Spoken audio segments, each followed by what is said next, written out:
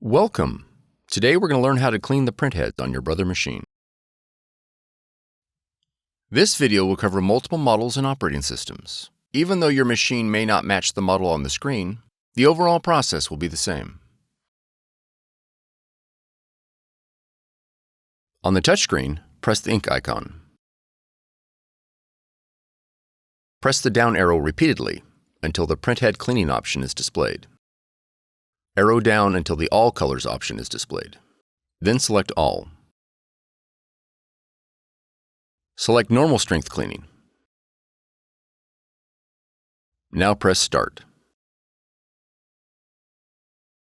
Once the cleaning is complete, press No to leave the cleaning menu. Now press the Home button.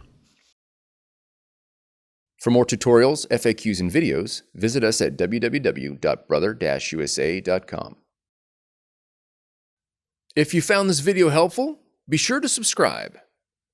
Thank you for choosing Brother.